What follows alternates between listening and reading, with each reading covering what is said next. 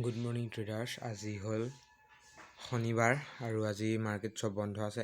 এখন মাৰ্কেটে মাত্ৰ খোলা আছে, বিটকইন। চ' আজি বিটকইনত আমি ক'ত ট্ৰেড ল'ব পাৰিলোঁ হয়। আৰু এতিয়া আমি ট্ৰেড ল'বলৈ মাৰ্কেট ছাইডৱেজ চলি আছে। চ' ছাইডৱেজ মাৰ্কেটত অথনি অকণমান আগত যদি আমি চোৱাহেঁতেন আমি ক'ত ল'ব পাৰিলোহেঁতেন ট্ৰেড। চ' আমি দেখাম এতিয়া।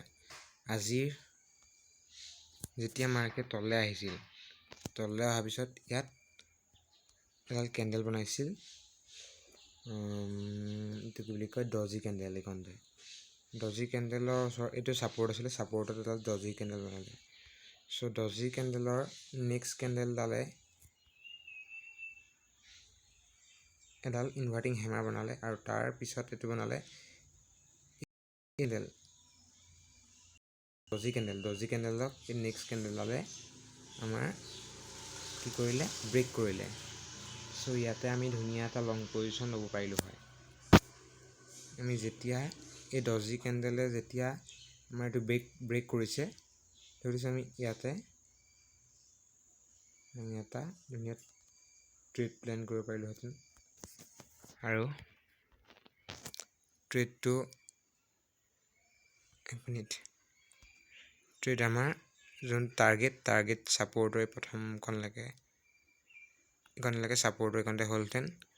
আৰু আমাৰ যোনটো ষ্টপ লছ হ'লহেঁতেন আমাৰ এই যোনটো ৰেজিষ্টেঞ্চৰ অকণমান তললৈকে। চ' এইটো আমাৰ 1:2কে অকণমান বেছি এইটো ৰেচিঅ' ট্ৰেড আছিল। আৰু ধুনীয়াকৈ মাৰ্কেট গৈ ডাউনত নহাকৈও আমাৰ এইকণলৈকে মাৰ্কেট ধুনীয়াকৈ গৈছিলে। অ'কে, গৈ ডাউনত আহি আকৌ মাৰ্কেট আপ গৈ ধুনীয়াকৈ আমাৰ টাৰ্গেট এচিভ কৰিলে হয়। চ' আজিৰ ট্ৰেডটো এইটো আছিল। আৰু এতিয়া মাৰ্কেটে ইয়াত ব্ৰেকআউট দিছে, ব্ৰেকআউট দি ডাউনত আহিছে। ডাউনত আহি আকৌ মাৰ্কেট এতিয়া আপ যাব ধৰিছে।